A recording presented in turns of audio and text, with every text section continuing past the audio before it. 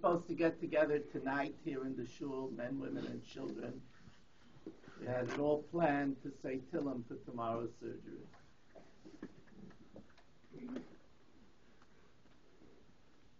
We in the Shalom had different plans. No, we don't usually bring an aron into a shul. It is extraordinary. It's done for those who Rabbin tzrichim loy, who many need him. That's when we bring into our Makom Kadosh a nifter.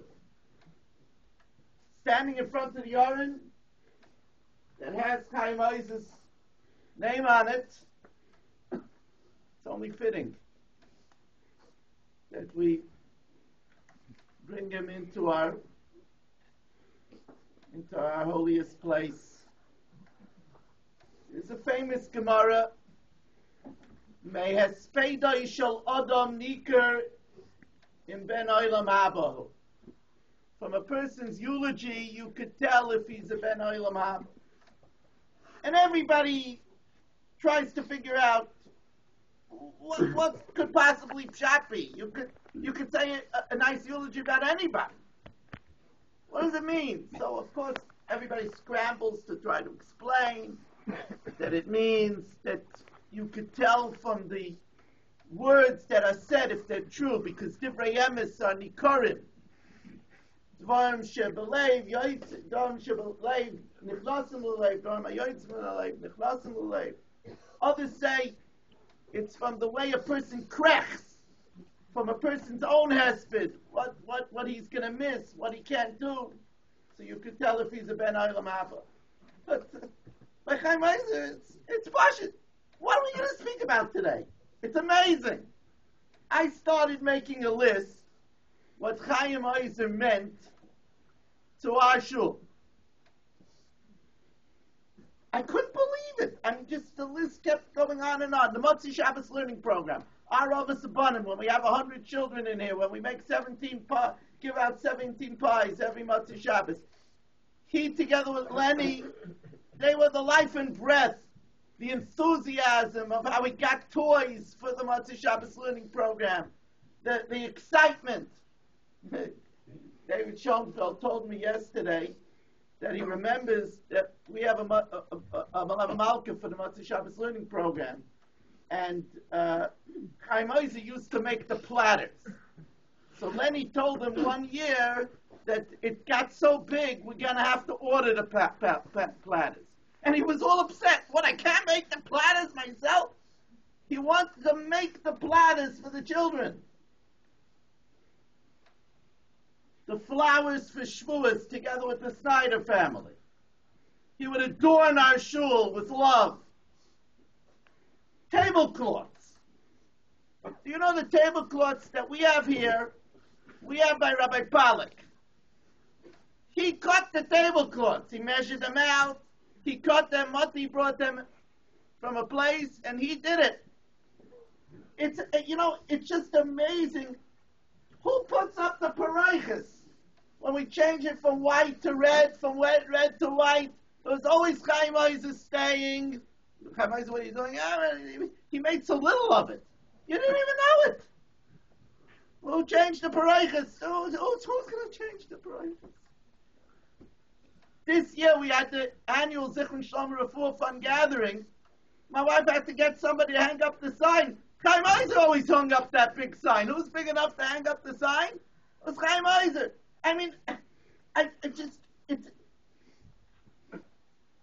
when we were in the old shul, I mean, this is going back down memory lane, 28 years ago,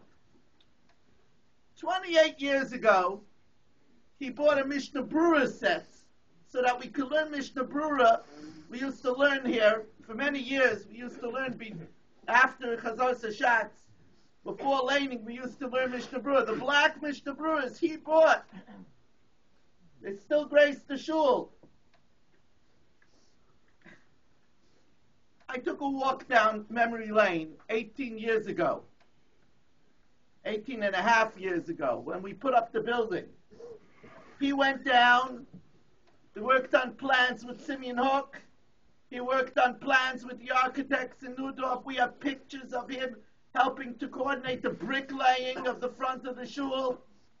The very fabric of this shul, so much of it, is you, Chaim Ozer. The youth Shabbos. Everybody used to say the youth. Right? The youth Shabbos. And how we would get excited about the youth Shabbos and make plans, and he was like a steamroller. Don't let anybody get it. Oh, what do we need? Youth Shabbos. He would bulldoze you. What do you mean, the youth?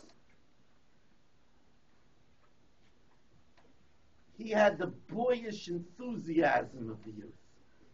He connected with them. That's why it was such a success. Everything that he did in the olden days of Pirkei.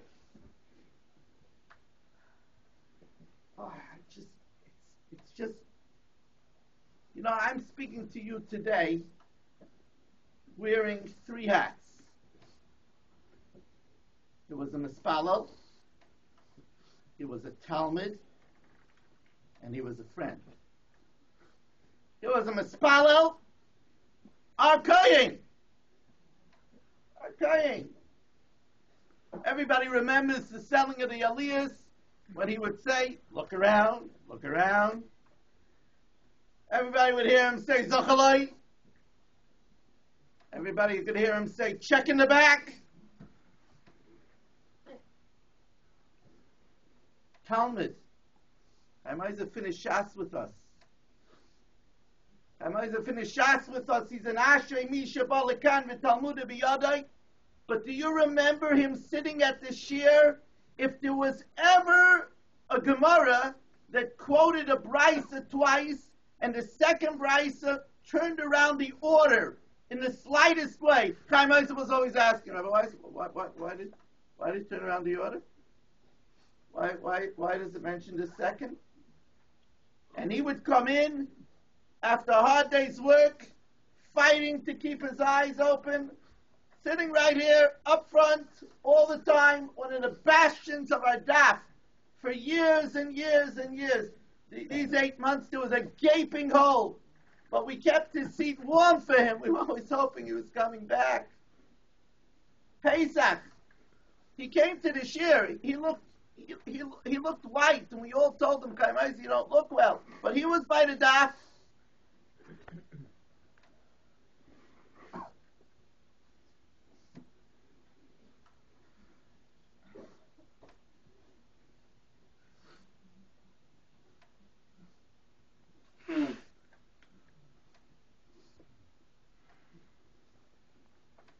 Rabbi Yochanan Zakkai sent out his 5 best Talmidim to look for the 5 choicest, creamiest midas that a person should have.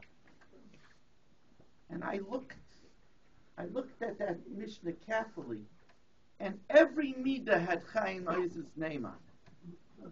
A leiv toiv, an ayin toiv, a shachen toiv, a chaver toiv. And he was a royas hanoilad. He was always planning ahead. Always planning ahead.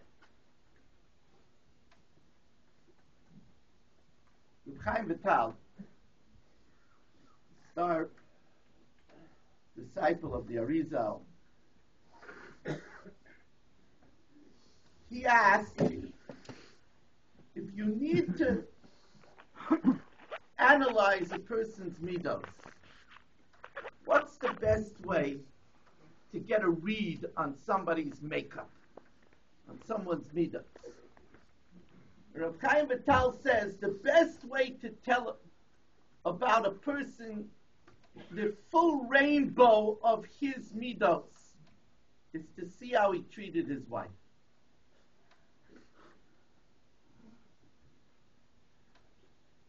You know, Simi told me something yesterday. She said, you know, Rabbi Weiss, he was my best friend.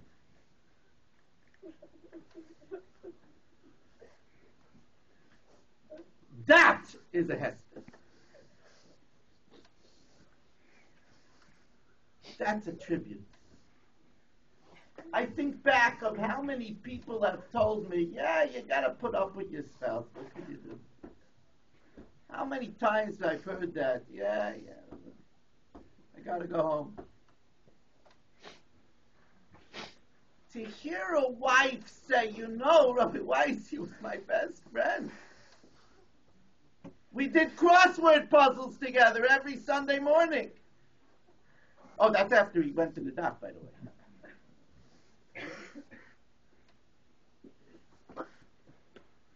We enjoyed going shopping together.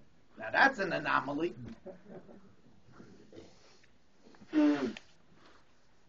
Generally, husbands and wives, they don't enjoy going shopping. It means somebody's going to have to spend money. But you enjoy going with your best friend shopping.